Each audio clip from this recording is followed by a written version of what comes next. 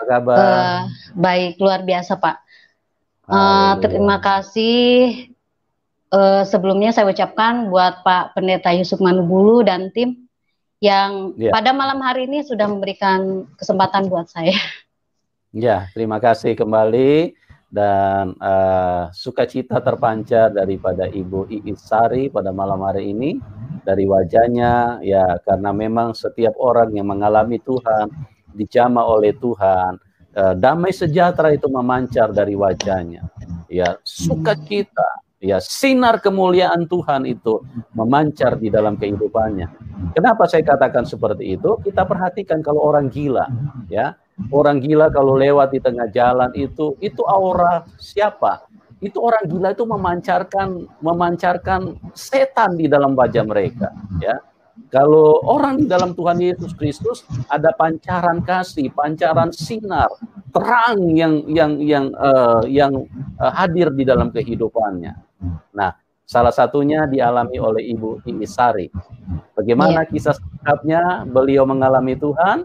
Kita akan dengarkan, jangan kemana-mana. Oke, Bu Iis, waktu dan tempat saya serahkan kepada Anda untuk berbagi kepada kita semua. Silakan, Ibu Iis. Terima kasih Pak Yusuf Manubulu. Sebelumnya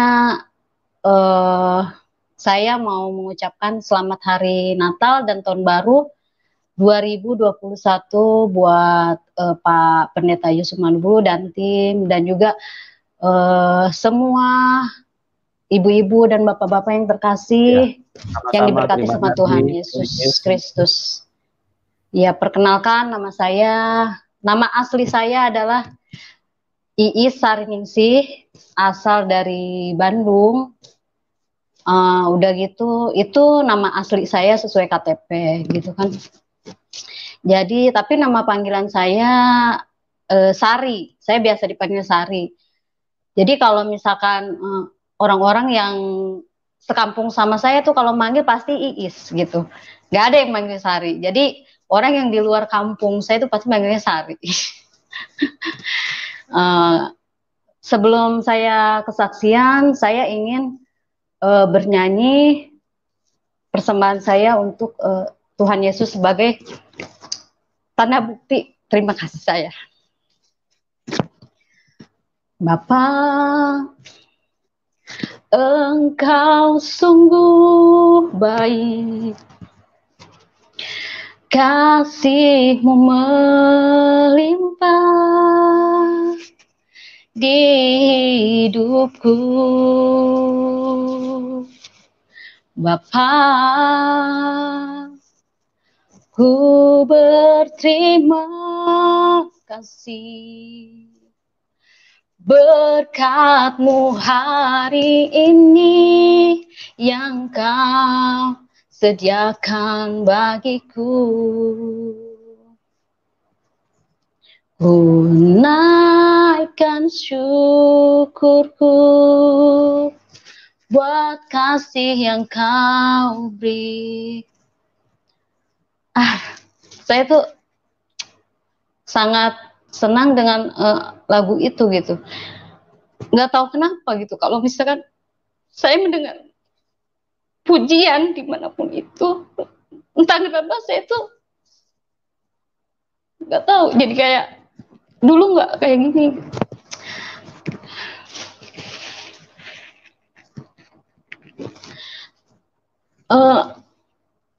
Saya lanjut kesaksian saya ya. Saya dilahirkan di keluarga Muslim yang taat dari kecil sampai saya besar gitu. Udah gitu saya anak pertama dari 3 bersaudara. Udah gitu ibu saya Muslim yang taat, selalu mengajarkan apa yang memang diketahui sama ibu saya, dan bapak saya juga taat sekali gitu. Di kampung juga terkenal, bapak saya itu aktif banget di pengajian apa, pokoknya kalau yang namanya nama bapak saya itu terkenal banget gitu. Ditambah lagi ibu saya kan guru ngaji juga gitu kan. Saya kadang-kadang ya suka ikut bantuin ngaji juga, meskipun apa namanya, saya nggak terlalu lihai dalam membaca Al-Quran, tapi ya setidaknya saya bisa mengajarkan anak-anak kecil gitu kan. Kalau dasar saya bisa lah, misalkan nggak terlalu bagus atau apa. Sesudah itu saya biasa hari-hari saya ya, kegiatan saya dari kecil biasalah kalau misalkan maghrib itu ngaji dari jam 6 pulang jam 9 malam, yaitu mempelajari dasar-dasar ya, ikro lah, ikro bahasa Arab yang dasar banget gitu kan, harus bisa gitu kan. Saya dulu belajar tidak sama ibu saya, jadi belajarnya sama orang, karena kata ibu saya ya kalau diajarin sama mamanya lah nggak mempan, biasanya kalau anak sendiri, jadi diajarinnya jauh juga lumayan. Sesudah itu kegiatan saya ya biasalah sebagai muslim, mempelajari. Sesudah itu biasa kalau misalkan sholat 5 waktu tepat. Kalau bulan puasa ya saya puasa seperti biasa. Bahkan sesudah remaja saya rajin banget kayak misalkan puasa Senin Kamis, karena di kepercayaan saya yang dulu itu ya kalau puasa Senin Kamis itu sunnah ya kalau mau gitu kan. Saya rajin banget meskipun saya posisi masih sekolah SMP apa SMA gitu, saya rajin banget. Karena dulu di kepercayaan saya itu ya kalau pengen sesuatu ya harus puasa dulu gitu. Sholat yang rajin segala macam. Sesudah itu beranjak dewasa ya biasa aja lah, kehidupan saya sehari-hari biasa berjalan seperti biasa gitu kan. Saya memang mengakui tidak sampai apa namanya apa hatam segala macam, karena saya pikir ya beda dengan adik saya gitu kan, dia udah berkali-kali kan hatam. Kalau saya berpikir ya saya sering membaca, tapi kalau untuk aduh nggak ngerti apa gimana, kadang-kadang saya mikir ya udahlah gitu kan. Sesudah dewasa saya ingat saat itu sebenarnya dari dulu-dulu saya sering dari kecil suka apa ya, suka mendengar gitu, mendengar dari lingkungan sekitar, kamu jangan bermain sama orang Kristen. Nah kadang-kadang kamu jangan belanja di orang Kristen, belanja di sesama kita. Kadang saya masih kecil suka bertanya-tanya, kok nggak boleh ya belanja di itu? Kenapa? Kata saya, ada apa? Itu saya masih kecil, masih pikiran saya kenapa ya bertanya. Tapi ya namanya anak kecil ya nurut-nurut aja lah gitu. Nah udah gitu, cuman saya orangnya kan agak-agak nggak boleh main ini, tapi saya mainnya sama ya namanya saya ya bermain sama siapa aja, namanya anak kecil kan, meskipun dilarang-larang ya. Terus udah gitu bapak saya juga nggak terlalu, istilahnya nggak terlalu fanatik banget sih, karena beliau juga bekerja di suatu perusahaan yang terkenal saat itu di Bandung itu. Bosnya juga beda dengan kita, tapi beliau baik banget katanya gitu. Cuman kata bapak saya sayang banget, katanya nyembah patung lah apa. Saya kadang mikir gitu, masa sih, kata saya gitu. Ya udahlah, karena saya masih kecil. Cuma saya kadang-kadang suka bertanya-tanya gitu. Saya kadang pernah nanya sama ibu saya, Mah, sebenarnya agama itu diciptain sama siapa ya? Kok banyak banget gitu. Maksudnya agama ini. Kata ibu saya, ya kita kan ya ngikutin turun temurun aja. Maksudnya ya itu mungkin manusia atau gimana lah. Ibu saya ngomongnya gitu. Ya udahlah, kata saya gitu. Sebenarnya tuh dalam hati saya tuh bertanya-tanya gitu, tidak terjawab itu. Terus udah gitu saya suka bertanya-tanya, agama saya, kepercayaan saya yang dulu tuh asalnya dari mana gitu kan. Pertanyaan saya tuh selalu di dalam benak saya tuh saya pengen tahu nih dari mana gitu kan. Cuman ya gitu nggak bisa dijawab, nggak bisa dijawab. Kadang-kadang kalau pesantren kilat juga saya nanya, ini ya paling jawabannya ya dari itu, ya dari satu itu ya udah, udah gitu ya udahlah, kurang memuaskan buat saya itu. Itu saya masih kecil. Sesudah itu saya beranjak dewasa, eh, kuliah juga berteman dengan nggak satu ini, jadi komunitas saya tuh banyak gitu. Tapi teman-teman saya tuh ya yang tidak diperbolehkan gaul sama saya, kok mereka tuh saya perhatiin baik-baik gitu. Kadang-kadang ada, saya ingat waktu SD, kamu tuh ada teman saya namanya Novi ya. Udah gitu sering disirikin kamu tuh membawa salib ini. Saya sih nggak ikut-ikutan ya, cuman kasihan amat sih kata saya, apa tapi orangnya diam gitu, cuman senyum-senyum. Temen SMP, SMA juga ada yang berbeda gitu juga. Terus yang saya rasain di tempat kuliah juga orangnya baik-baik juga. Malah saya waktunya sholat ya disuruh sholat. Kamu sholat dulu. Ini udah jam berapa katanya gitu. Saat apa namanya jam istirahat itu diantar malah sama mereka itu, sama yang berbeda agama ditungguin di depan. Saya cuman kadang mikir mereka baik banget sih kata saya, padahal beda banget. Yang saya rasain tuh tidak membeda-bedakan suku apalah gitu, yang saya rasain nyaman gitu. Terus saya lihat mukanya itu kayak meskipun masih kecil-kecil kayak damai. Yang saya lihat tidak pernah marah, nggak pernah cemberut segala macem gitu kan. Ya udah saya sering merhatiin aja muka teman-teman saya gitu kan. Kenapa ya gitu? Sampai saya besar saya sering merhatiin.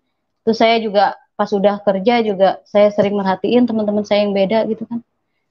Ada yang sering di belakang rumah kan, ibu saya juga kan ya mempunyai usaha dan di situ terkenal juga ibu saya itu. Udah gitu di belakang rumah juga ada kos-kosan kayak gitu.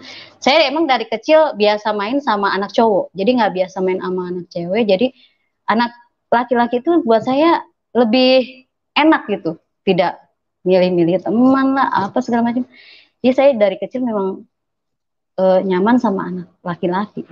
Jadi di belakang rumah tuh ada ya yang saya kenal, udah kenal lama. Mereka tuh baik banget. Mereka Kristen, orang Jawa tapi ya. Namanya Mas Yono, Petrus, Mas Petrus. Nah udah gitu saya sering merhatiin mereka. Kalau misalkan hari Minggu nih, saya kan libur ya, libur kerja. Saya nongkrong di depan. Udah gitu saya perhatiin aja. Sekali dua kali nggak saya tanya, saya cuma merhatiin, ih rapi banget bajunya gitu kan. Terus mukanya berseri-seri, nggak pernah sih saya ngeliat mereka kayak gimana gitu. Dan kalaupun ini nggak pernah marah gitu kan. Saya bingung deh kadang-kadang disirikin kayak gimana pun mereka nggak pernah marah. Bingung saya tuh. Udah gitu suatu hari karena saya penasaran kan, Mas Ion itu kan lewat depan rumah bawa buku kan. Saya dulu belum mengenal, saya kira itu buku tebal banget gitu kan. Sering diteng-teng-teng begini tuh buku. Mas, itu apaan? Kata saya gitu. Oh, ini Alkitab katanya gitu. Oh, Alkitab katanya. Hmm, udahlah kata saya. Nah, Mas, nanti saya main ya ke sana ke rumah. Oh iya, karena saya biasa biasa main lah ke belakang gitu. Pas udah saya dalam hati kayak pengen minjem tuh buku, saya penasaran deh isinya apa gitu kan. Terus saya bilang, saya minta izin Mas, Mas boleh nggak Mas saya pinjem bukunya? Saya pengen lihat gitu. Pengen lihat isinya apa sih gitu kan. Terus kata si Mas Yono sama Mas Petrus, jangan Mbak katanya gitu. Nanti kita semua dimarahin sama ibu, ntar disangkanya kita ngajak-ngajak Mbak. Enggak Mas, janji deh Mas, janji. Saya nggak akan ngomong, ntar saya umpetin. Saya soalnya pengen tahu itu bukunya isinya apa sih kata saya gitu. Wah, itu benar-benar Mas, itu benar-benar ketakutan karena mungkin ibu saya kan baik, jadi dan Mas itu kan kalau Idul Fitri dateng lah ngucapin ini ya nggak enak kali ya. udah akrab sama keluarga saya, akrab baik sama keluarga saya itu. Udah gitu, kata saya nih nggak bakalan bisa. Udah saya paksa aja itu. Mas, mana mas, saya pinjem. Saya dibantuin teman saya yang satu lagi. Saya ambil aja sendiri karena kan yang dua itu takut gitu kan. Itu saya ambil aja, mas, pinjem ya mas ya. Saya masukin. Saya saat itu pakai sweater. Saya selipin aja di sini. Mas, nanti saya balikin ya kalau saya udah sebentar, nggak lama-lama. Saya gitu. Udah gitu saya pulang. Saya masuk ke kamar. Saya buka. Oh ya, saya tutup itunya pintu karena saya takut juga sih ketahuan ibu saya atau bapak saya gitu. Saya kunci tuh pintu. Saya buka sih. Kata saya gini, isinya apa ya? Kata saya gitu sambil dibuka-buka gini. Saya tuh pernah ini Alkitabnya. Alkitabnya sama persis kayak gini, kecil bentuknya tuh. Udah itu saya buka, aduh mudah-mudahan nggak ini ya. Terus saya gini, ya Allah, ya Robi, maaf, saya pengen, karena saya penasaran nih, pengen tahu isi ini. Saya bukan bermaksud untuk apa gitu, saya pengen tahu aja ini isinya apa gitu kan. Terus saya buka, saya gini kan, pas saya lihat gitu, saya giniin, saya baca Kejadian. Ya tulisan bahasa Indonesia kata saya gitu, kirain saya tuh tulisan apa gitu. Orang Kristen tuh khas, kayak kita kan khas banget itu kan tulisannya, harus belajar dulu malah. Udah gitu saya baca, Allah menciptakan langit dan bumi serta isinya pada mulai itu satu. Ya terus saya baca sampai kok ini mirip sama yang sering saya dengar gitu, kalau di sekolah kan suka dipelajari juga, tapi kok saya perhatiin ini kok lengkap banget gitu. Sampai saya buka terus sampai Kejadian itu banyak banget. Ini udah gitu manusia jatuh ke dalam dosa. Udah gitu saya loncat-loncat aja nih baca-baca ini, ngasal aja gitu. Karena tebel banget kan saya juga bingung. Udah gitu ada yang warna hitam merah gini, saya kan nggak ngerti kan. Dia asal-asal aja saya buka gini. Nah, yang pertama saya buka itu, saya ingat ya, itu kayak yang saya tahu sekarang tuh itu doa Bapa Kami ternyata. Cuman saya lihat di sini yang dulu saya lihat hal berdoa. Kalau dulu kan saya nggak bisa baca Alkitab, jadi saya lihat 11 pada suatu kali. Jadi kayak gitu aja, kayak baca buku lah ya. Terus dua, jawab Yesus kepada mereka, apabila kamu berdoa, kata saya nggak tahu itu Yesus siapa. Udah gitu saya baca gini, katakanlah, nih jawab Yesus pada mereka, apabila kamu berdoa, katakanlah, Bapa, dikuduskanlah namamu, datanglah kerajaanmu, berikanlah kami setiap hari makanan kami yang secukupnya, dan ampunilah kami akan dosa kami, sebab kami pun mengampuni setiap orang yang bersalah kepada kami, dan janganlah membawa kami ke dalam percobaan. Terus saya mikir, kata-katanya bagus banget ya, kata saya gitu. Saya catat aja lah, kata saya. Bukan lumayan, saya itu kadang-kadang kalau berdoa ya, itu lagi yang saya baca. Kalau nggak minta umur panjang gitu, kalau lagi saya lagi, ya dulunya sholat kan, minta umur panjang, banyak rezeki, segala macem lah, minta jodoh, segala macem. Tapi pas saya lihat, ini bagus banget gitu kan. Udah saya tulis, jadi kalau saya sholat itu, ini karena bagus, kata saya gitu. Ya udah saya nggak pakai bapak, kata saya gitu. Bapaknya saya lewat karena kan saya nggak ngerti itu bapak itu kan. Ya ini yang baik-baiknya aja saya ituin kan. Dah. Terus saya loncat gitu. Saya tuh saat itu belum ngerti itu Yesus itu ya, belum ngerti sama sekali, belum. Nah udah gitu, saya baca-baca. Terus saya baca lagi ini yang dulu kan saya nggak ngerti nih, yang Yohanes. Ini yang 14. Apa kalau sekarang kan, Yohanes 14 ayat 6 gitu kan. Kalau dulu kan enggak, saya nggak ngerti, saya baca aja, jangan gelisah hatimu. Terus sampai saya baca aja sampai bawah. Terus kata Yesus, Yesus itu siapa? Saya juga nggak ngerti dulu. Terus akulah jalan kebenaran dan hidup. Tidak ada seorang pun yang datang kepada Bapa kalau tidak melalui aku. Saya kadang, siapa ini gitu, kata saya, Yesus itu siapa, saya juga nggak ngerti. Udah saya lengkap lagi, saya loncat-loncat lagi. Terus saya baca kisah nabi-nabi. Ya kalau di kita kan ada nabi banyak lah, 25 nabi yang wajib diketahui itu. Terus saya perhatiin di sini kok lengkap semua sih nabi-nabinya gitu yang saya pelajari di yang saya ketahui. Sama di sini juga lengkap, cuman kalau yang saya tahu ya ada satu sih yang nggak ada, makanya saya bolak-balik nggak ada kata saya gitu. Tapi udahlah, lewat aja. Udah gitu saya lihat lagi Wahyu ini, ya saya baca gitu, gini ya saya baca aja kayak seperti baca buku, tapi kok lengkap banget. Terus saya ingat baca tentang Yunus. Kalau di kita kan Nabi Yunus, Nabi Ibrahim, udah gitu Nabi Yusuf. Kalau di Kristen kan ada nabi, ada beda-beda gitu kan. Ya udahlah, udah kata saya. Jadi saya nggak terlalu penasaran. Oh, bacanya gitu ya, gampang juga ya kata saya, dimengerti gitu kan. Nggak seribet yang saya, apa mungkin nggak tahu. Kayaknya saya ribet toh. Kalau kayak zaman dulu tuh kayak kita mau keluar, bacanya beda. Mau masuk WC, mau tidur, mau apa, beda-beda gitu kan. Tapi terus saya nanya lagi sama si masnya, Mas, ini bacaannya bahasa Indonesia ya? Iya Mbak, katanya bahasa Indonesia. Enak ya kata saya, bisa ngerti gitu kan. Ya udah, akhirnya saya balikin diem nih buku, udah nggak terlalu ambil pusing lah. Yang penting saya udah tahu gitu kan. Singkat kata, suatu hari tuh saya pulang kerja, saat itu saya udah kerja ya posisinya. Udah itu saya pulang kerja karena ngantuk, saya ketiduran. Pas saya lagi tidur itu tahu-tahu saya tuh setengah mimpi setengah enggak.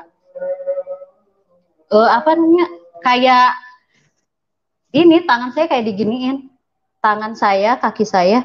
Terus saya ngelihat nih di pikiran saya ngelihat kayak tangan saya nih kayak ada yang mau, ini pakunya gede banget. Cuman yang kelihatan tangan doang nih, mau maku tangan saya sama kaki saya. Saya kagetnya parah itu lagi tidur tuh. Yang bikin saya kaget setengah mati sampai apa? Saya tuh mau dipasang kayak duri, mau diginiin si durinya itu. Nah udah gitu, tapi karena saya kaget ya, saya tuh teriak kenceng banget saat itu. Kata saya gitu. Sampai gemeter, keluar keringat dingin. Ya siapa sih yang nggak shock ya? Mau dipaku ya takut lah, jangankan dipaku, apa namanya, ya serem lah. Itu termasuk mimpi yang serem kalau buat saya nggak pernah mimpi kayak gitu. Akhirnya karena di ruang tamu itu ada adik saya kebetulan yang perempuan, dia gedor-gedor. Terus saya dengar sih ibu saya, itu sih teteh kenapa tuh katanya gitu. Nggak tahu mah, kita gedor-gedor, teteh buka katanya gitu. Teh, pas saya udah buka, kenapa teh? Saya bengong aja, saya sambil megang dada saya. Aduh Lin, mimpi apa ya, kok mimpinya gitu banget, kata saya gitu. Emang teteh kenapa, mimpi apa? Lin, teteh masa teteh mimpinya kayak mau dipaku gitu tangan? Ih, kata adik saya, teteh mah serem banget mimpinya. Jangan-jangan teteh itu jin kafir kali itu, katanya. Masuk ke teteh tuh, teteh lagi tidur.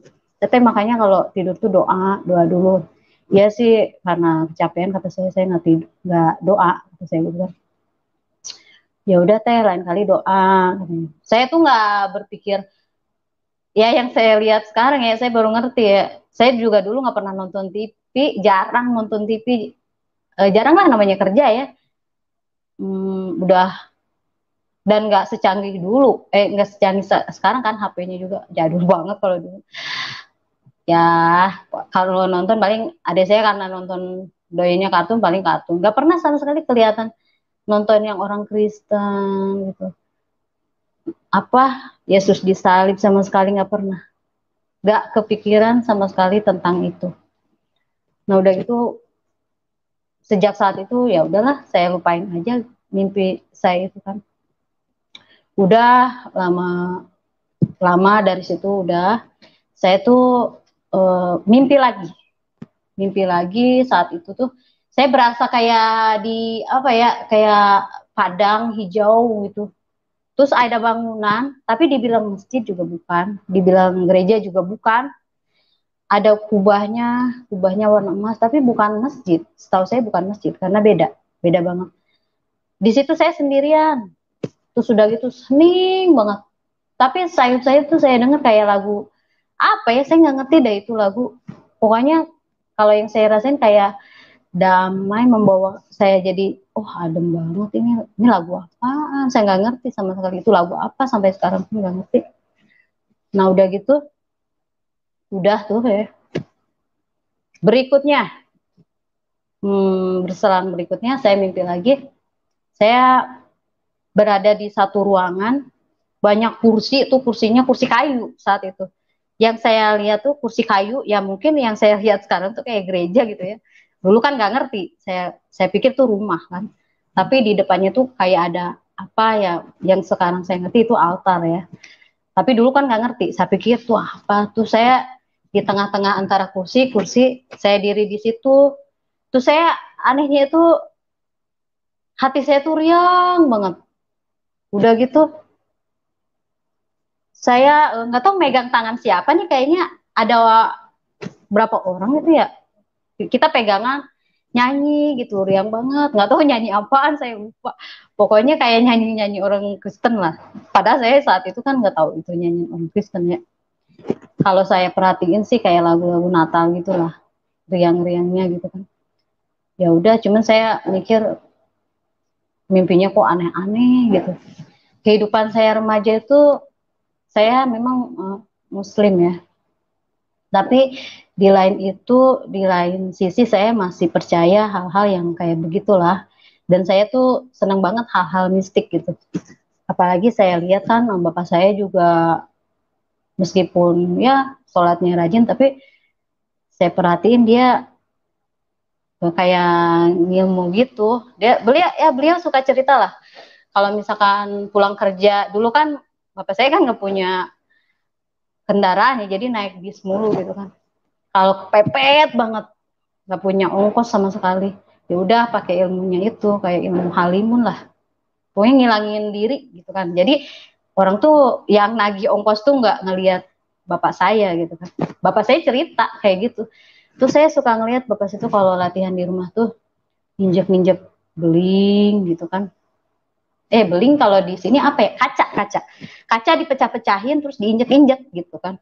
Aduh pak, kata saya, bapak nggak takut? Saya takut, ngeri deh kalau telapak kaki bapak kenapa-napa, gimana, saya tuh ngeri ngelihatnya. Sampai ibu saya, aduh, orang ada-ada aja lagi kayak gitu katanya. Tapi ya saya suka, ya karena saat itu nggak ngerti ya, wah hebat, bapak saya hebat gitu kan. Cuman saya ingat perkataan bapak saya tuh, katanya ya kalau mempelajari ilmu putih di atas putih sih nggak apa-apa, yang penting jangan ilmu yang istilahnya ilmu apa tuh, ilmu hitam, katanya gitu. Saya juga waktu dulu pernah diajak ke tempatnya bapak saya, suka ke tempat gurunya gitu. Ya banyak sih orang-orang di situ, mungkin terkenal kali itu di wilayah, ya yang tahu pastilah orang di situ udah tahu lah. Saya suka merhatiin, datang ke situ kirain saya ngapain ya, cuma dikasih air doang gitu, aqua. Udah gitu ya udah, ngobrol-ngobrol ya paling ya gitu, pulang gitu kan. Ya saya nggak mau nyebutin aja ngapain gitu kan. Udah, kata saya, kayak gitu. Terus saya pernah ngelihat juga ada, sering sih orang minta tolong gitu ya, karena saya nggak ngerti ya saya diem aja gitu, merhatiin gitu kan. Ya kadang-kadang ada yang minta pengen nikah, pengen jodoh gitu lah. Udah gitu ada yang pengen punya anak karena udah usia 45 nggak punya anak gitu kan. Tapi anehnya itu bisa gitu, saya nggak ngerti bapak saya tuh kok bisa gitu, apa karena kebetulan, nggak tahu juga lah ya. Udah gitu sering juga bapak saya dipanggil kalau misalkan ada yang butuh bantuan, Pak, ke rumah saya, misalkan di rumah saya tuh ada apa gitu. Tapi pulang dari situ tuh bapak saya tuh suka cerita, oh di rumah itu ada ini gitu. Ya suka cerita aja, saya suka dengerin aja. Hebat ya kata saya bapak saya tuh. Karena saya nggak ngerti kan. Terus saya pernah bilang, Pak, Bapak hebat banget bisa kayak gitu. Saya mau dong Pak, bisa hebat kayak Bapak kayak gitu. Jangan. Berarti Pak kalau saya menyukai seseorang bisa dong, kata saya gitu. Bisa minta tolong sama Bapak. Gak bisa dong, katanya. Kenapa Pak nggak bisa? Janganlah, itu nggak, kata Bapak saya nggak bakal lama. Ah Bapak, kata saya gitu. Tapi Pak bisa diajarin nggak? Saya tentang hal-hal kayak gitu. Nggak bisa lah, nggak boleh. Nggak boleh katanya gitu. Ya udah, saya cuma dalam hati ini, bapak saya tuh kok pelit banget gitu ya, ma anaknya kok nggak mau ini gitu kan. Ya udah, saya kan kadang-kadang ya saya ingat ya, karena saya pengen kayak bapak saya, ya udahlah, saya akhirnya sama teman saya suka nyari-nyari sendiri. Teman saya kan ada juga yang suka hal-hal kayak gitu ya, pergi ke sana-sana jauh-jauh lagi, nah kita naik kereta ya sering sih ngumpulin apa gitu, terutama untuk karena saya kerja ya. Ya gitulah, dulu emang error ya dulu tuh, biar nggak di PHK. Banyak sih teman-teman saya yang di PHK, saya enggak gitu. Tahu deh apa karena kebetulan atau enggak. Terus saya seneng nempel-nempelin barang atau benda gitu di badan saya gitu kan, tanpa sepengetahuan bapak saya, dan nggak tahu itu bendanya kotor atau apa. Tapi bapak saya akhirnya tahu juga sih saya suka kayak gitu, diomelin juga sih katanya. Kata bapak saya tuh, kamu tuh dilarang malah kayak gitu, nyari sendiri. Ya karena saya minta, saya nggak dapet, ya udah. Dan bapak saya juga nggak bisa ngelarang karena udah nempel kali ya, kayak gitu kan. Ya udah, saya sih jujur aja ya. Dulu-dulu saya bisa ya membuat si cowok itu ngasih apa aja lah sama saya, sampai uang berapa yang saya inginkan, saya ingin gitu kan. Pokoknya pasti dikasih saya saat itu. Tanpa saya minta sih sebenarnya, mereka ngasih sendiri sih, ngasih ini. Nah udah gitu, udahlah, udah saya nggak, ya gimana ya, taat tapi percaya gituan gitu kan kalau dipikir-pikir. Dan saya lihat juga kadang-kadang apa yang saya dapat tuh ya bacanya kayak gitu, maaf ya, kayak Arab gundul gitulah. Saya gini gitu kan, udah kayak gitu, udah, singkat kata saya apa namanya,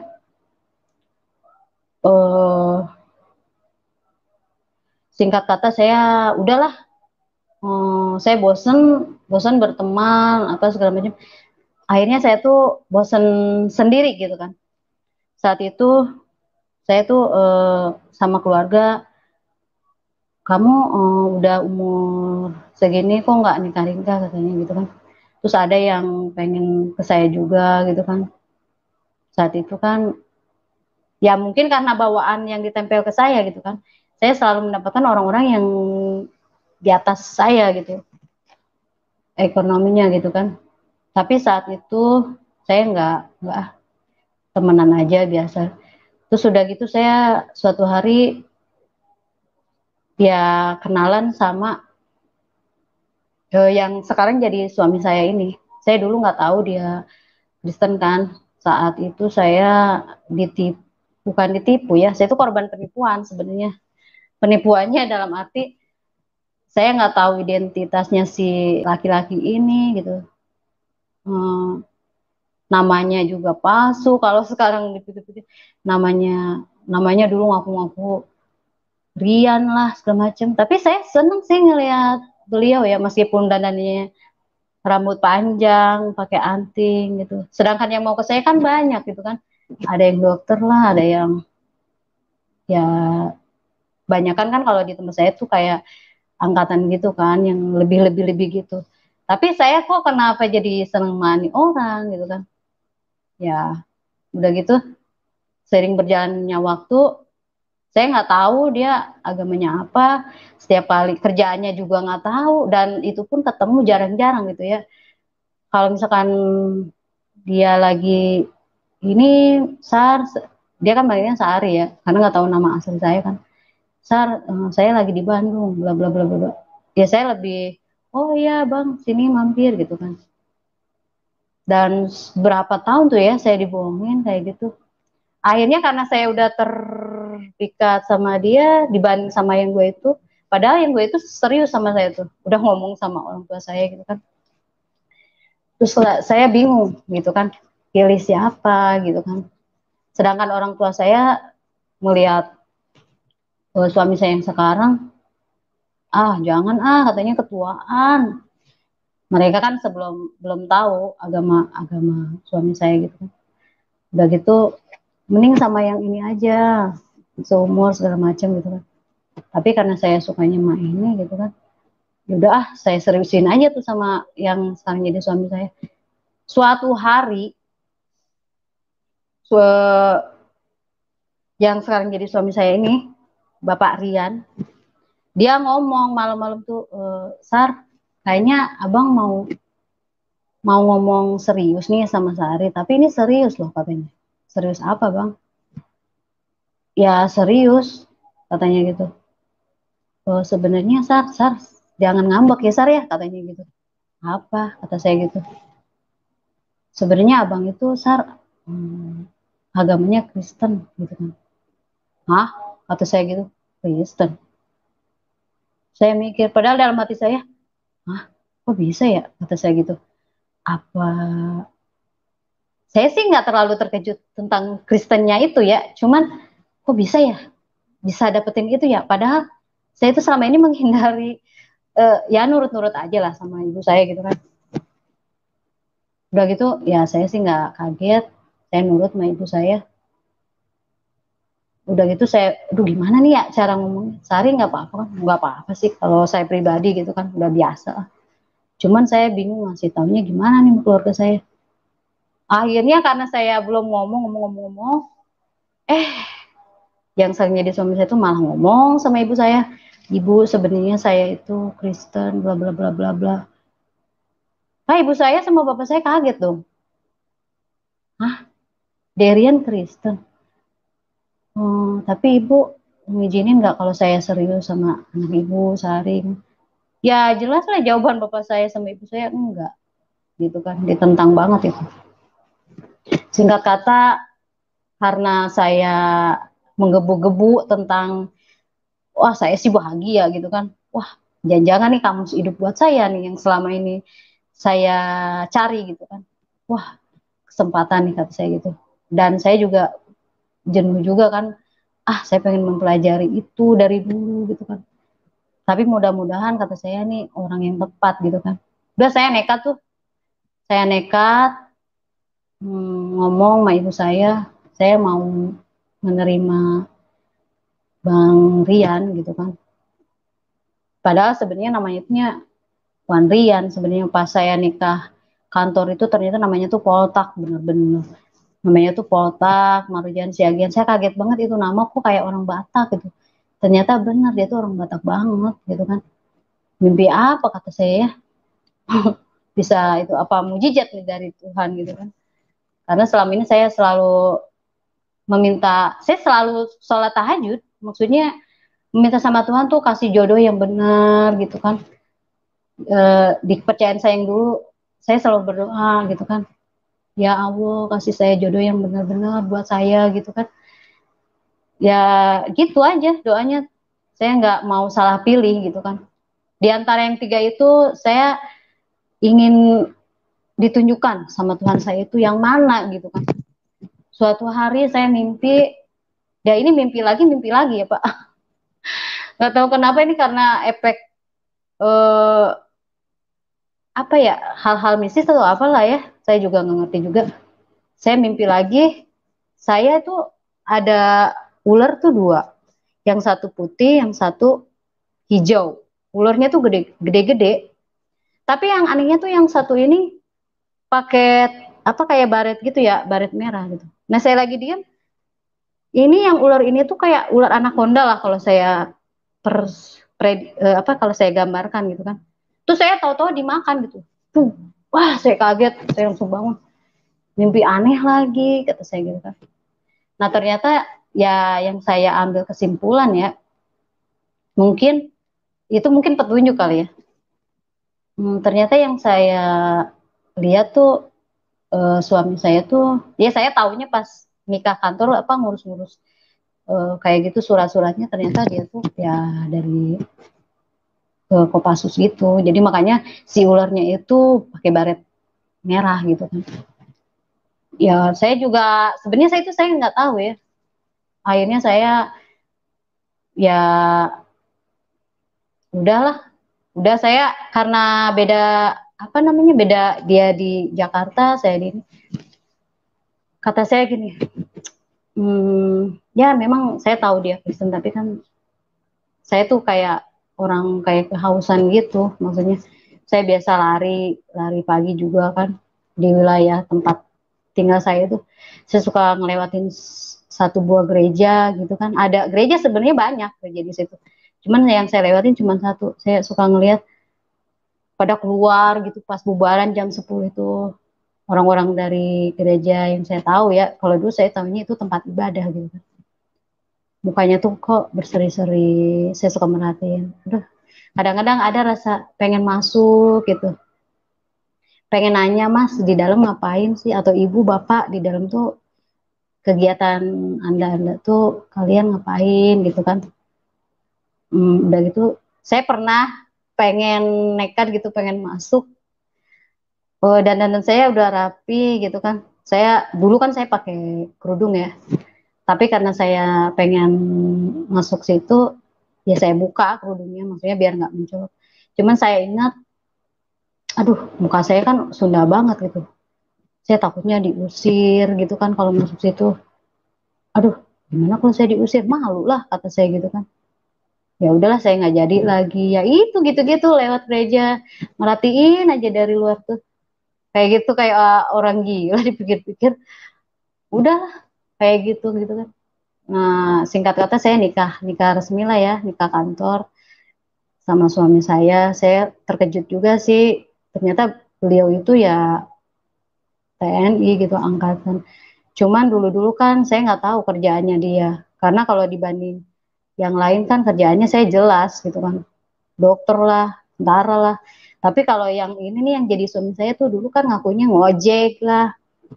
Kalau nggak ngojek mahasiswa. Cuman saya mikir mahasiswa masa begitu sih. Udah gitu mukanya gitu kan.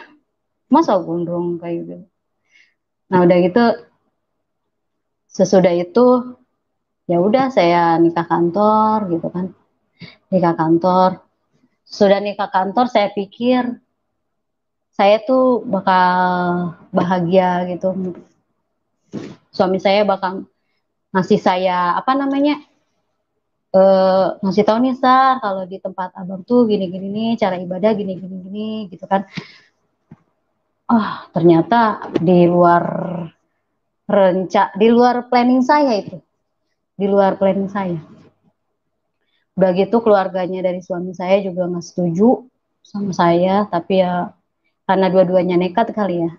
Ya udah kita ngurus berdua tuh, saya ngurus sendiri nikah saya, apa surat-surat yang dibutuhkan itu kan bener-bener ribet ya, yang saya urus tuh sampai saya mohon-mohon sama Pak Lurah, saya ingat deh saya apa ngurus surat-surat itu bener-bener susah banget, ngurus apa ya, datang ke catatan sipil pengen mengurus apa namanya bikin akte, kan mereka nanya untuk apa katanya gitu kan, untuk nikah katanya gitu.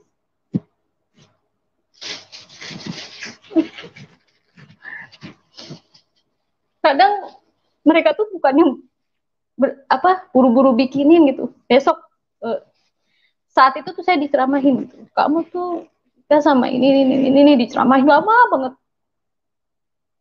nanti kamu pikir-pikir di rumah gitu, itu orang lain loh.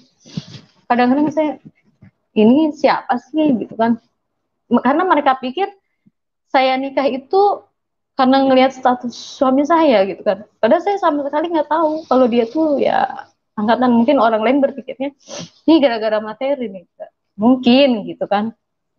Padahal saya nggak tahu kan.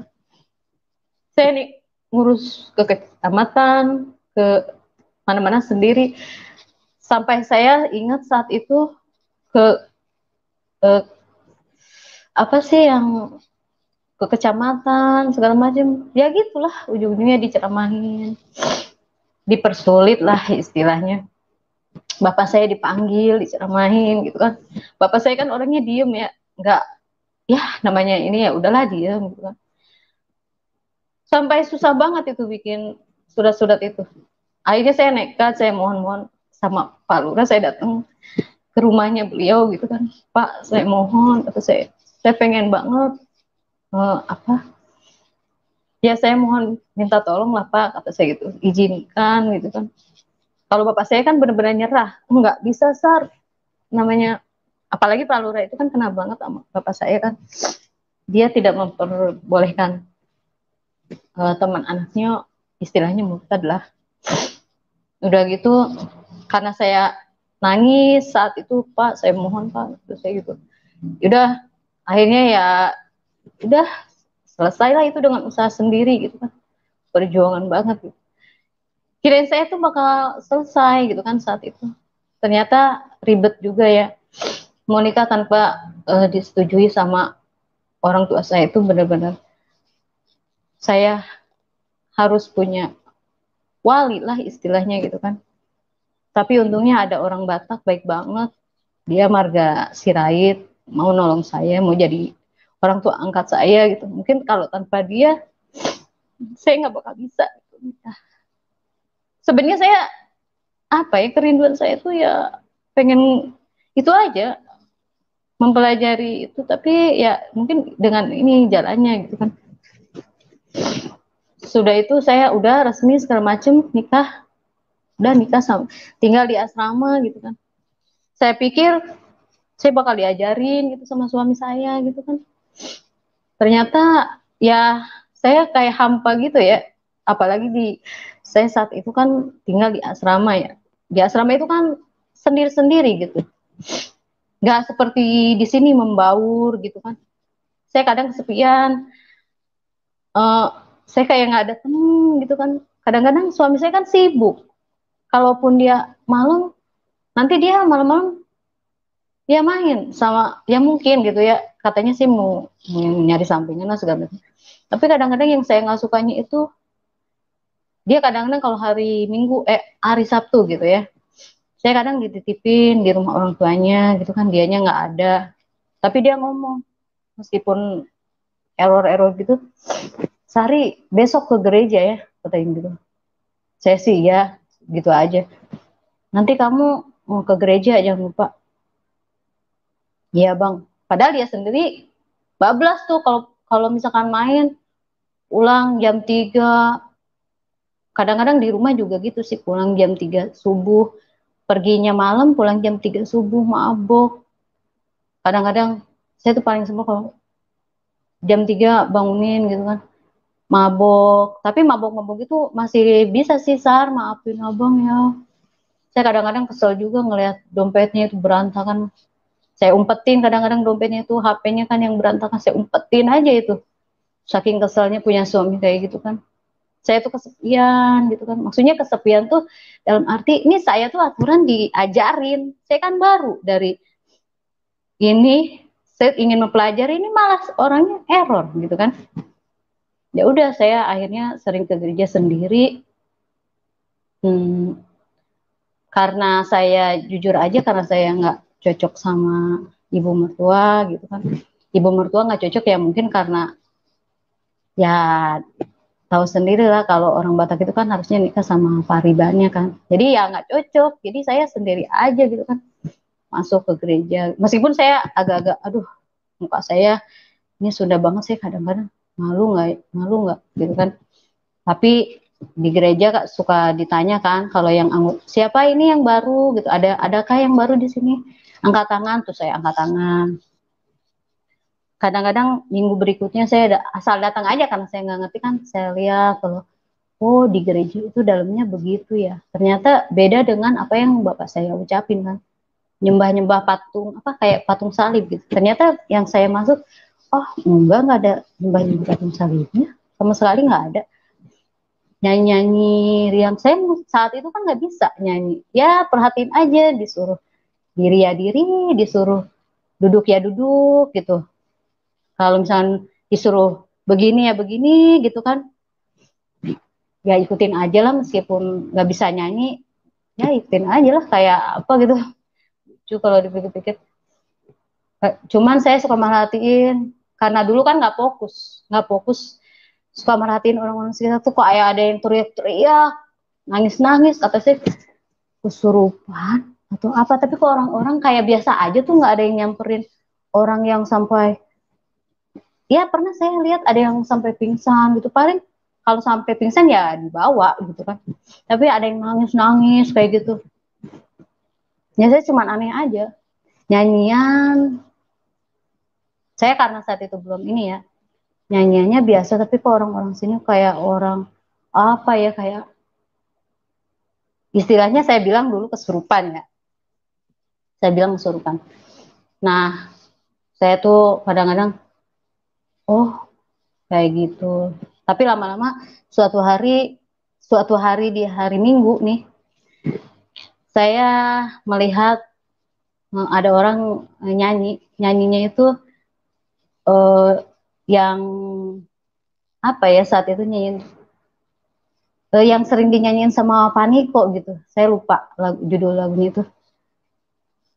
Aku percaya yang gitu-gitulah. Saya nggak terlalu apa. Terus ada yang nyanyi lagi. Saya cuma kadang-kadang yang anehnya tuh air mata saya yang sebelah ini keluar gitu. Padahal saya lagi nggak sedih, nggak sedih. Saya lagi bahagia kok gitu. Tapi yang satu ini bahagia, anehnya tuh yang satu ini bahagia. Yang ini sedih, ngucur, ngucur, ngucur, ngucur. Cuman dalam hati saya ini, kenapa sih kok bisa begini ya? Yang ini nangis, yang ini enggak. Kan harusnya yang ini nangis, ini nangis gitu kan dua-duanya. Kenapa ya? Kadang-kadang saya pulang dari gereja itu kenapa ya? Padahal cuma nyanyian doang gitu. Ya kadang-kadang saya dengar lagu saat ku tak melihat jalanmu, saat ku tak mengerti rencanamu. Pokoknya yang gitu-gitu saya dengerin, kok kayak saya gitu kan. Pikir-pikir kayak saya gitu. Udah gitu kan. Yang saya sedihnya itu, saya kadang ngelihat orang lain tuh bareng suaminya ke gereja itu gitu kan. Saya dulu sendiri, kadang saya ngiri gitu kan. Saya dari tahun berapa ya, pokoknya saya pelayan gitu, emang saya baru sih di gereja itu saya nangis gitu kan. Terus saya lihat ada orang kesaksian pujian, saya dalam hati kadang-kadang aduh, saya pengen kayak mereka gitu ya. Itu dalam hati itu untuk apa ya, ya Tuhan Yesus, dalam hati saya pengen kayak mereka gitu kan, biar saya nggak sedih, ada kegiatan gitu kan.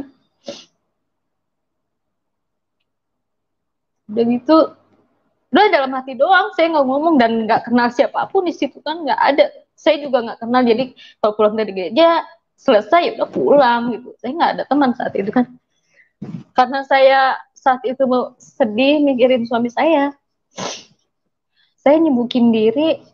Kalau misalkan hari Minggu pagi-pagi ada gereja nih, jam 6 gerejanya itu saya datang, jam 10 saya datang lagi karena saya seneng juga ya ngedenger lagu-lagu pujian gitu kan. Kayak ini jadi yang apa sih, penerima tamu, yang pelayan penerima lah, ini yang tadi lagi kali ya. Tapi saya masuk bodoh lah, saya yang penting saya nggak diem di rumah gitu kan, menghilangkan kejenuhan saya. Udah gitu, kalaupun di sekolah juga kebetulan ada perkumpulan gitu, suka diajak sih, suka diajak berkali-kali nolak, tapi lama-lama daripada hati saya sedih mulu kan. Saya juga saat itu belum terlalu banyak teman. Udah, saya ikut kebaktian gitu kan. Terus suatu hari ya biasa aja lah, ikut-ikut biasa gitu kan. Belum terlalu ngerti lah. Suatu hari saya ikut ibadah. Saya baca katanya di pengumuman tuh ada kebaktian wanita. Nah saya datang aja untuk biar saya nggak jenuh juga di rumah, saya datang. Udah gitu saya nggak sering datang sih, sering datang. Udah suatu hari, suatu ketika gitu ya, saya ditawarin sama, saat itu saya lihat Bulani ya, yang saya kenal sekarang. Nggak tahu kenapa tuh Bulani tuh tahu-tahu, Ibu Sari ikut paduan suara ya katanya gitu. Mau nggak itu? Wah, dalam hati saya, waduh saya diajak ikutan paduan suara. Ya saya mau banget lah, euforia banget gitu. Aduh ya Tuhan Yesus, ini mimpi nggak sih? Saya tuh pengen ikutan nyanyi gitu.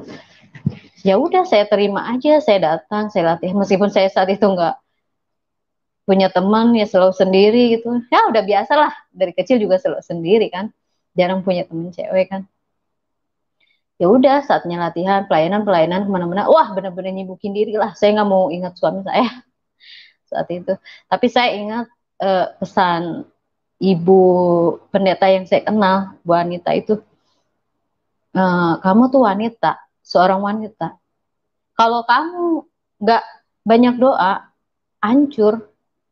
Ya gimana keluarganya makin hancur dong. Kasihan anak-anak kalian gitu kan. Saya ingat itu perkataannya. Oh iya ya, saya suka mikir kalau saya lebih hancur lagi, saya juga bisa kayak kayak suami saya.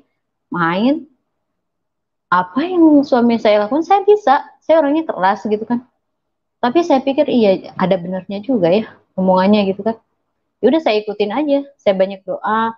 Saya tadinya nih sebelum kenal Tuhan Yesus ya, apa pakai ilmu aja nih biar suami saya ini. Tapi ternyata yang namanya orang Kristen tuh nggak bisa diapa-apain. Saya baru nyadar.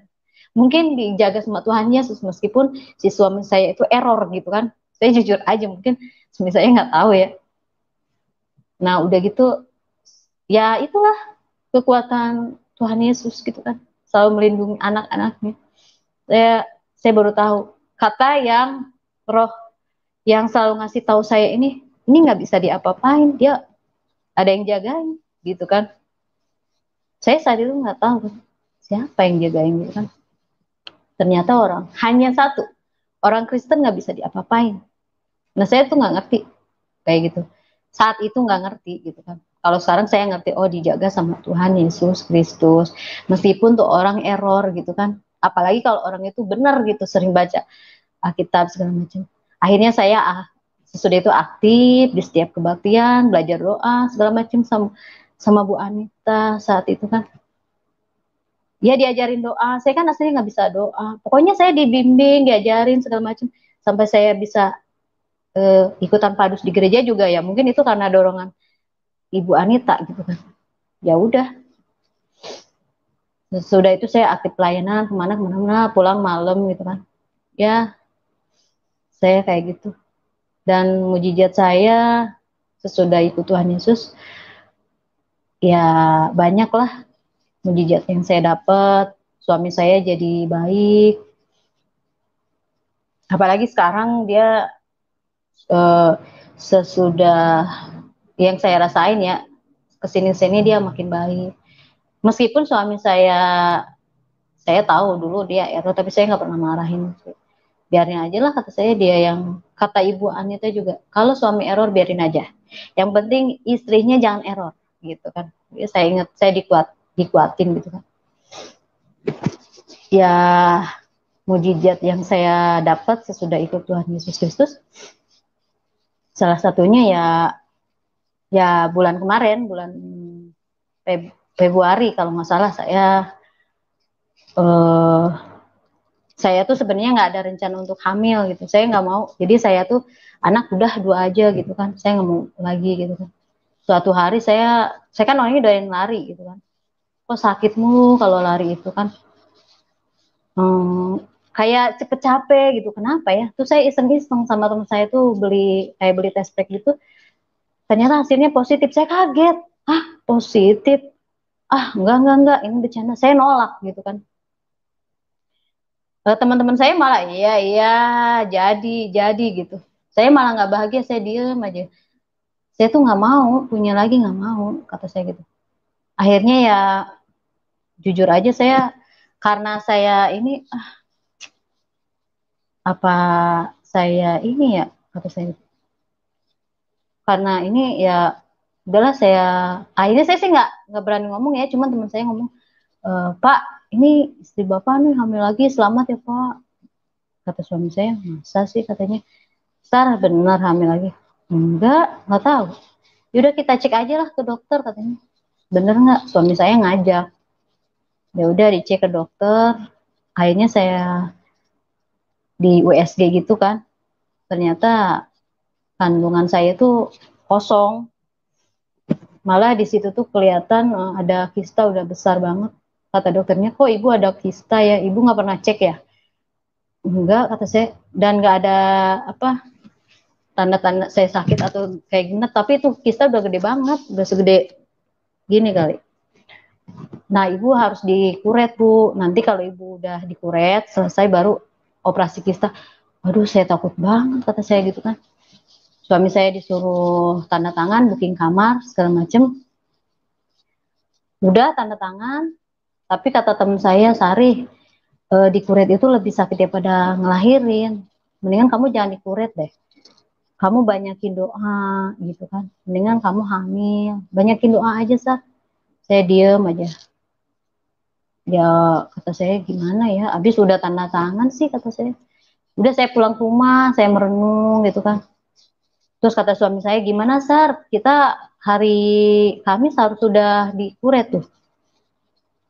Saya diem aja, saya takut bang, takut dikuret. Apalagi sesudah itu, seminggu sesudah itu harus dioperasi kista, saya takut banget bang, gimana nih.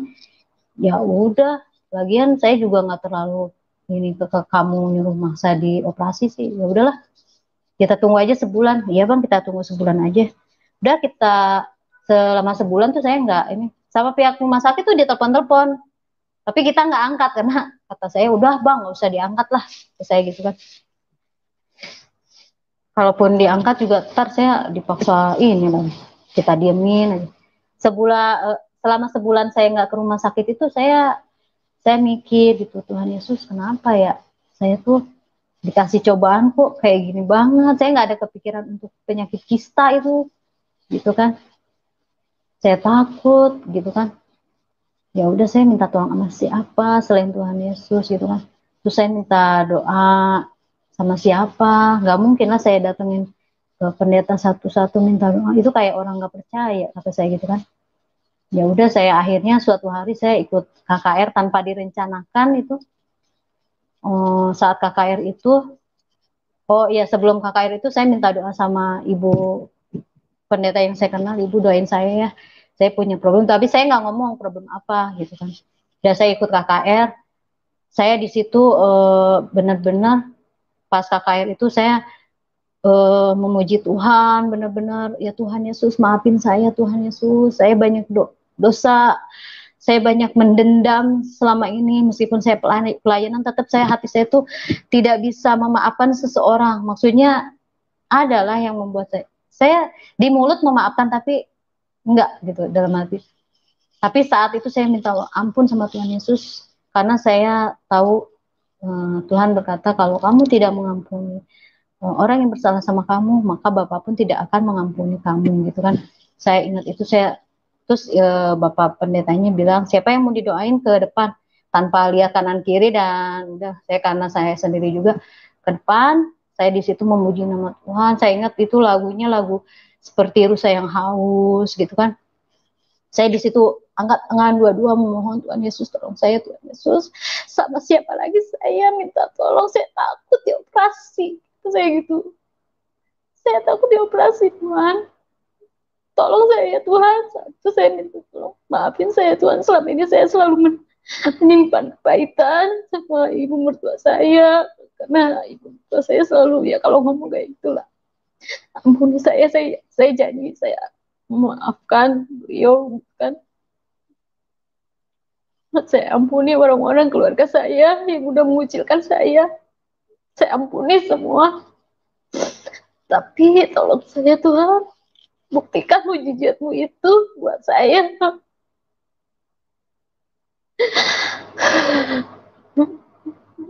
Saya tuh nggak tahu harus minta tolong sama siapa. Tapi saya yakin percaya, saya nggak salah pilih.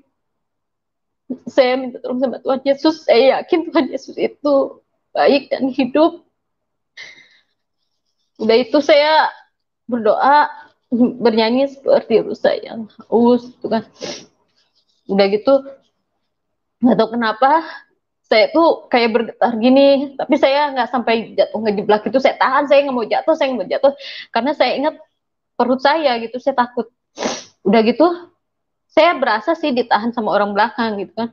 Udah gitu saya merasa perut saya panas banget, panas sampai belakang panas. Udah, yang saya rasain gitu, orang-orang pada rebah semua, saya enggak karena saya tahan kan. Disuruh balik ke belakang duduk, ya saya duduk gitu. Terus yang apa sih namanya ya, kalau yang mendampingi orang-orang yang KKR itu apa ya, saya lupa lah namanya. Dia bertanya gini, Ibu Sari, kan saya panggilannya Sari ya. Ibu Sari lagi hamil ya? Saya diam. Ibu tahu dari mana saya hamil, kata saya gitu. Enggak, saya berasa aja tadi pas nahan badan ibu tuh, badan ibu kayak dua. Saya sih ya ketawa aja dalam hati gitu. Ya saya, karena saya tahu hamil saya itu kan kosong, masa ada dua sih gitu. Terus beliau ini nih, Ibu Yuni, akhirnya Ibu Yuni tuh ke belakang, terus dia manggil temennya tuh bilang, Ibu Sari, kenapa Ibu Sari nggak bilang kalau Ibu Sari itu hamil? Kalau tahu gitu, jadi yang dampingin ibu tuh dua. Kata saya nggak ngasih tahu siapa-siapa, dan saya nggak, teman-teman di WBI saya pun nggak tahu saya lagi hamil, kata saya gitu. Ya udah, saya nggak bilang hamil saya kosong, saya diemin aja gitu. Sampai saya pulang dari KKR itu, saya diare bener-bener parah. Saya kira itu diare karena saya makan apa tuh, kayak ayam geprek gitulah. Tapi yang diare kenapa saya? Teman saya Melisa enggak diare, malah saat itu saya parah diarenya sampai saya terkapar, nggak bisa ngapa-ngapain. Udah gitu, udah akhirnya saya diare, muntah juga. Iya, kebayang dong lemesnya, dari mulut keluar, dari bawah keluar, itu nggak benar-benar nggak bisa ditahan. Dan saya nggak tidur itu berapa hari gitu ya. Udah, akhirnya sesudah sembuh dari situ, pas sebulan banget, saya bilang sama suami saya, sudah saya sembuh, Bang, ayo kita ke rumah sakit cek. Saya takut, nggak apa-apa lah, saya mau dikira daripada saya nggak sembuh-sembuh, daripada saya diare mulu. Saya pikir tuh diare gara-gara saya nggak dikuret kan. Iya dikuret. Begitu akhirnya saya diantar dengan ini. Tapi Bang, kata saya, jangan ke dokter yang kemarin, kalau bisa. Saya takut juga diomelin kan. Kita coba dulu ke dokter yang lain lah, siapa tahu ininya beda. Ya udah, kita daftar segala macam, bla bla bla bla bla.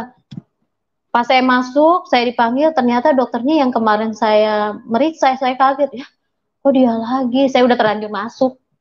Akhirnya dokter itu ngelihat riwayat saya, ibu Iis, sebenarnya ibu Iis ini niat dikuret apa enggak sih? Kemarin kan ditelepon-telepon. Oh, gimana ya dok, saya takut, kata saya gitu. Ya udahlah dok, saya udah siap kok, nggak apa-apa sekarang mah gitu. Saya udah siap mental istilahnya gitu kan. Udah, sebelum itu kita diperiksa dulu lah di USG dulu. Saya di USG dong, perut saya gitu kan masih kempes saat itu. Tapi di layar tuh kelihatan, sampai dokternya tuh bilang, hah, nggak salah tuh katanya, kata dokternya. Diulang lagi. Ada Bu, katanya, ada bayinya. Saya kaget, ada bayinya Pak? Iya. Terus Pak, kisahnya nggak ada nih Bu, katanya nggak ada. Sambil dia lihat-lihat gitu kan. Wah, haleluya, puji Tuhan. Tuhan Yesus baik, dalam hati saya gitu kan. Terus dokternya kok bisa ya katanya. Terus ya saat itu tuh ya saya sih euforia aja nggak jadi dioperasi gitu. Haleluya Tuhan Yesus, terima kasih kata saya gitu. Ternyata doa saya dikabulkan, tidak sia-sia saya selama itu banyak doa, didoain juga sama teman-teman saya, suami saya juga saya lihat sering mendoakan saya gitu kan. Dokternya aneh, malah dokter yang meriksa saya itu sekarang malah udah meninggal ya gitu. Itu mujizat saya, mujizat terbesar dalam hidup saya waktu tahun 2020 sudah saya ikut Yesus Kristus. Sejak saat itu saya yakin dan percaya Tuhan Yesus itu memang benar-benar ada gitu. Ini benar-benar mujizat terbesar dalam hidup saya.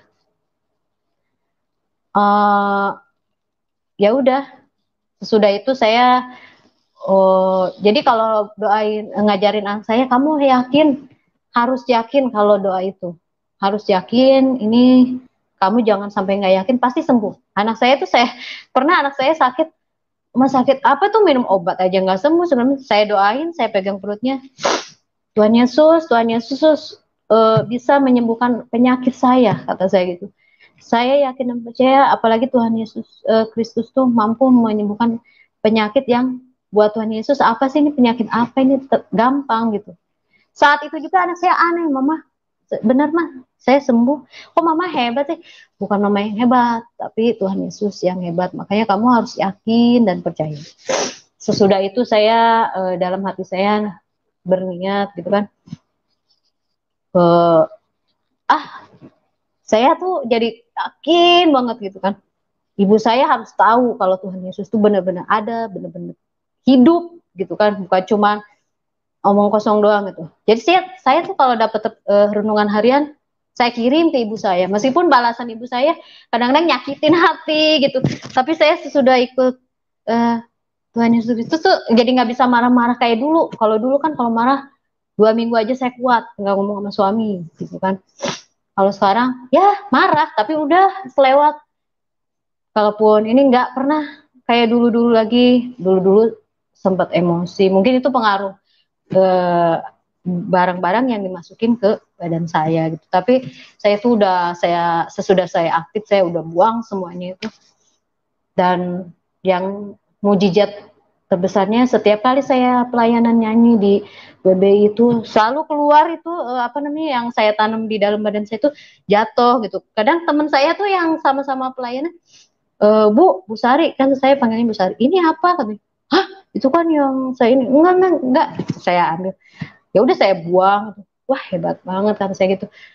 Benar juga dengan kuasa nyanyian itu benar-benar mampu gitu mengeluarkan hal-hal negatif yang ada dalam tubuh saya. Dulu muka saya itu meskipun make up ya, anak kecil tuh pasti takut melihat saya tuh nangis gitu, nggak mau sama saya. Ya mungkin terlalu banyak setan kali, nggak ngerti lah.